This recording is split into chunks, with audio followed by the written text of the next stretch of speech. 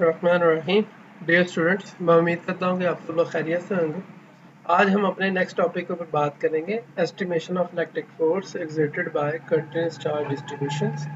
हम आज के लेक्चर के अंदर ये स्टडी करेंगे कि किस तरह से हम इलेक्ट्रिक फोर्स को एस्टिमेट कर सकते हैं जो किसके दरमियान लग रही हो, कंटीन्यूअस चार्ज डिस्ट्रीब्यूशन वाली बॉडीज की वजह से लग रही हो। तो उसके बारे में पढ़ेंगे और देखेंगे कि किस तरह से हम इनको समझ सकते हैं, किस तरह से हम इलेक्ट्रिक फोर्स को कंप्यूट कर सकते हैं। क्या हम कूलम्स लॉ के ज़रिए से ही इलेक्ट्रिक फोर्स वाला मेथड इस्तेमाल करेंगे जो हमने कूलम लॉ के ज़रिए से पढ़ा था, जो आम दो चार्जेस जो पॉइंट दो चार्जेस के दरमियान होता है, या फिर उसके अलावा हम कोई नए मेथड की तरफ जाएंगे। तो उस हवाले से हम अपने इस कोर्स के अंदर इसको स्टडी कर रहे हैं। So we are talking about EMT1 PHY 401 BS physics है, और ये आपके पास थर्ड सेमेस्टर इवनिंग का कोर्स है for the case of fall 2021.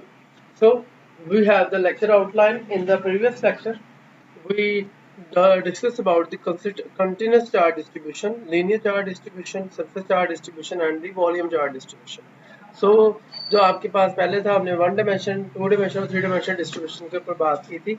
अब जो है हम बात करेंगे कि estimation of the electric force by continuously distributed charges के ऊपर बात की जाएगी। उसके पॉसिबल इश्यूज कौन कौन से हैं वो डिस्कस किया जाएंगे, और step by step solution for estimation जो है वो कंप्यूट किया जाएगा। So let's start with that.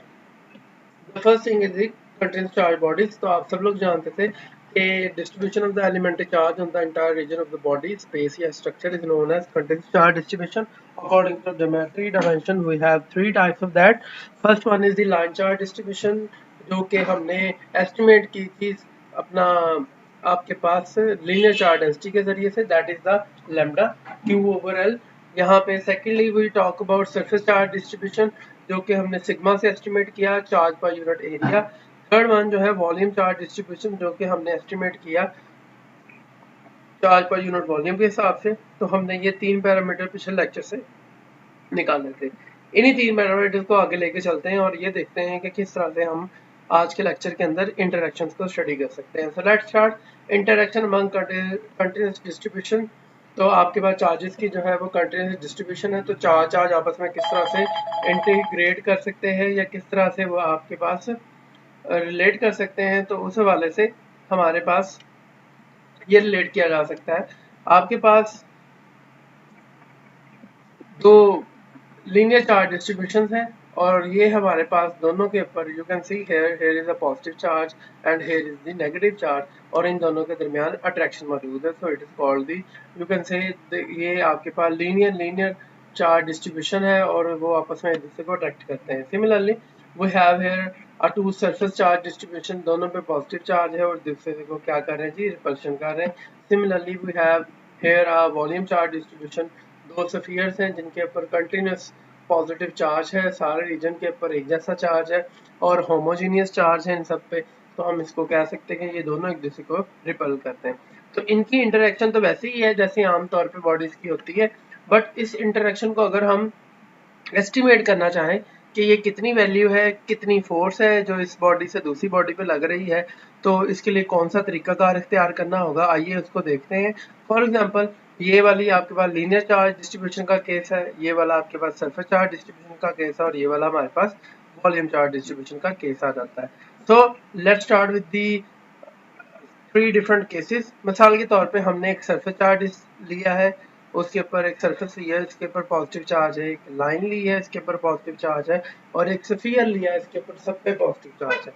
और हम एक चार्ज टेस्ट चार्ज जिसको कहा जाता है, एक पॉजिटिव चार्ज है, उसको लेके आते हैं जो कि Q है, और इसके दरमियान एस्टिमेट करते हैं कि वो किस तरह फोर्स लगाएगा। सिमिलरली इस केस के लिए भी, सिमिलरली इस केस के लिए भी। तो आप देख सकते हैं कि इस Q की नए जो फोर्स इसकी तरफ से लगनी है या इसने इसकी तरफ से लगानी है, तो इसका मतलब दो बॉडीज हैं, और यहाँ पे टोटल चार्ज जो होगा वो दोनों पे एग्जर्ट किया जाएगा। उस लिहाज से जो चार्ज और चार्ज इंटरेक्शन है, कंटिन्यूस चार्ज है ये वाला हिस्सा, और ये वाला आपके पास पॉइंट चार्ज है। ये भी continuous charge distribution linear form में, ये पॉइंट चार्ज है। ये वाला आपके पास थ्री डायमेंशन डिस्ट्रीब्यूशन, और ये वाली पॉइंट चार्ज है। तो इनके दरमियान इंटरेक्शन कैसी हो सकती है? तो इसको स्टडी करने के लिए हम इसकी फोर्स को कंप्यूट कर सकते हैं। तो फोर्स को कंप्यूट करने के लिए वी विल टॉक अबाउट कि हम क्या वैसे ही कूलम्स लॉ लगा दें जो हमने लास्ट टाइम लगाया था। तो हमारा जवाब होगा जी कि इस केस के अंदर हम कूलम्स लॉ अप्लाई नहीं कर सकते, because the Coulomb's law is not valid for this case, because ये है जी कंटिन्यूस चार्ज और ये है पॉइंट चार्ज। तो कूलम लॉ हमेशा पॉइंट चार्जेस के दरमियान होता है, ना कि कंटिन्यूस चार्जेस के दरमियान होता है। इस डिस्ट्रीब्यूशन के अंदर बहुत ज्यादा पॉइंट चार्जेस से मिलके जो है वो एक कंटिन्यूस चार्ज बने हुए हैं। सो इट्स मीन ये जो है डिस्ट्रीब्यूशन, इसके अंदर मैनी पॉइंट्स हैं। तो इस मैनी पॉइंट सिस्टम को एक्सप्लेन करने के लिए हमें कोई ना कोई एक रिगरस मेथड या एस्टिमेशन का तरीकाकार या स्टेप टू फॉलो डिस्कस करना होगा, जो कि इसकी एक्सप्लेनेशन के बारे में डिस्कस कर सकता हो। So in this way we are going step by step solution. इसके अंदर हमारे पास क्या है जी, मेन आइडिया है convert the continuous distribution in terms of point small entity, और उस हवाले से जो है हम इसको कर सकते हैं। तरीकाकार क्या होगा जी, हम मेन कंटिन्यूस डिस्ट्रीब्यूशन को इन टर्म्स ऑफ पॉइंट या स्मॉल एंटिटीज में कन्वर्ट कर देंगे, जिससे हमारे पॉइंट चार्जेस डेवलप हो जाएंगे और उसके ऊपर हम कूलम्स लॉ अप्लाई कर सकते हैं। मिसाल के तौर पे क्या है, आइए in step by step solution की तरफ चलते हैं।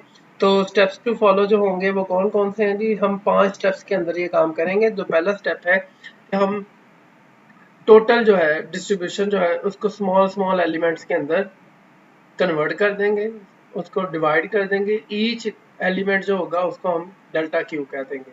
तो उस हवाले से each containing a small charge delta q हो जाएगा।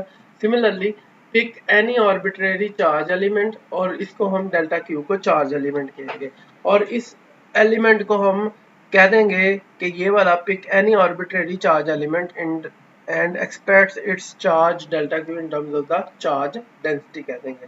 अगर तो सरफेस के ऊपर चार्ज जो है वो जो सरफेस चार्ज है या लीनियर चार्ज डेंसिटी है या उसकी वॉल्यूम चार्ज डेंसिटी है, तो इस क्यू को हम उसकी इन टर्म्स में निकाल लेंगे। तीसरा स्टेप जो होगा वो ये है कि delta is q is supposed to be infinitely small, we can treat it as point charge, express the magnitude of the force exerted by the charge q in terms of the Coulomb's law. तो आप देख सकते हैं कि अब आपने इसको एक पॉइंट चार्ज फर्ज किया है, तो आप अब पॉइंट पॉइंट चार्जेस की इंटरेक्शन को स्टडी कर सकते हैं। तो ये D F is equal to 1/4πε0, Q is the charge element का चार्ज है, ये पॉइंट चार्ज टेस्ट चार्ज है, और ये इनके दरमियान डिस्टेंस आ जाएगा। चौथा स्टेप जो है वो ये है कि आपके पास by taking count in the signs and location of the Q and Q determine the direction of the force element D F. तो ये आपके पास जो फोर्स एलिमेंट आ जाएगा डी एफ, तो उसके साइंस इन दोनों के बताएंगे कि ये आपके पास रिपल्शन है, अट्रैक्शन है, और इसकी लोकेशन का भी अंदाजा दे दिया जाएगा। द लास्ट वन जो होगा that is the total force in the is then found by adding the all infinitely small forces elements which involve the integral। तो आपने इस फोर्स एलिमेंट का इंटीग्रेशन कर देनी है थ्रू आउट द रीजन। वो वॉल्यूम के हिसाब से भी हो सकती है, वो एरिया के हिसाब से भी हो सकती है, और वो लाइन के हिसाब से भी हो सकती है। तो इस इंटीग्रेशन को भी हम उसके मुताबिक एक्सप्लेन कर सकते हैं। मैं अंडरस्टैंड कर सकता हूँ कि इसके अंदर जो टर्में इस्तेमाल की गई हैं वो अभी हमारे लिए मुश्किल है समझना, बट डोंट वरी, ये जो 5 स्टेप्स हैं हमने हर दफ़ा हर प्रॉब्लम में करने हैं। तो इसके लिहाज से हम जो है वो एलिमेंट चार्ज को सबसे पहले पढ़ेंगे कि ये कैसे करना है हमने, फिर हम ये देखेंगे कि उसकी वजह से हमारे पास फोर्स एलिमेंट कैसे डेवलप कर लिया जाता है। तो इन सारी बातों को हम स्टेप बाय स्टेप लर्न करने की कोशिश करेंगे। तो ये हमारे 5 स्टेप हैं जो बुनियादी तौर पर हम लेके चलेंगे, और ये 5 स्टेप्स कैसे काम करते हैं इसके ऊपर हम अपने नेक्स्ट लेक्चर के अंदर बात करेंगे कि हमने ये पहले स्टेप को कैसे अचीव करना है, फिर दूसरे स्टेप को कैसे करना है, फिर तीसरे को, फिर चौथे को, फिर पांचवें को। तो यूं स्टेप बाय स्टेप हम अपने नेक्स्ट लेक्चर के अंदर इन सारी कंफ्यूजन को रिजॉल्व कर सकते हैं। तो यही बात और इन्हीं क्वेश्चंस के साथ हम अपना नेक्स्ट लेक्चर स्टडी करेंगे कि सबसे पहले जो चार्ज एलिमेंट है वो होता क्या है, फिर हम ये स्टडी करेंगे जो लाइन एलिमेंट क्या होता है, सरफेस एलिमेंट क्या होगा, वॉल्यूम एलिमेंट के लिए क्या होगा, और फिर स्टेप बाय स्टेप सोल्यूशन कैसे एस्टिमेट किया जा सकता है। तो उस हवाले से इंशाल्लाह हम अपने नेक्स्ट लेक्चर के अंदर डिटेल्ड डिस्कशन करेंगे। तो बाकी आपका कोई भी सवाल हो, क्वेश्चन हो, इससे रिलेटेड कंफ्यूजन हो तो वो लाजमी पूछिएगा। आई होप बहुत ज़्यादा कंफ्यूजन होंगी। मेरा आपको मशवरा है कि आप इसके साथ वाला जो नेक्स्ट लेक्चर है उसको स्टडी कर लें, उसको सुन लीजिएगा, उसके बाद फिर आपको कोई सवाल हो तो वो लाजमी पूछिएगा। अब ये क्वेश्चन आंसर जो है जूम मीटिंग के अंदर, व्हाट्सएप ग्रुप के अंदर और यूट्यूब कमेंट सेक्शन के अंदर पूछ सकते हैं। तो do not hesitate to ask questions, you are always you all are always welcome to ask question. तो बाकी मैं उम्मीद करता हूँ कि आपको चीज़ों की समझ आई होगी। अल्लाह हाफिज़।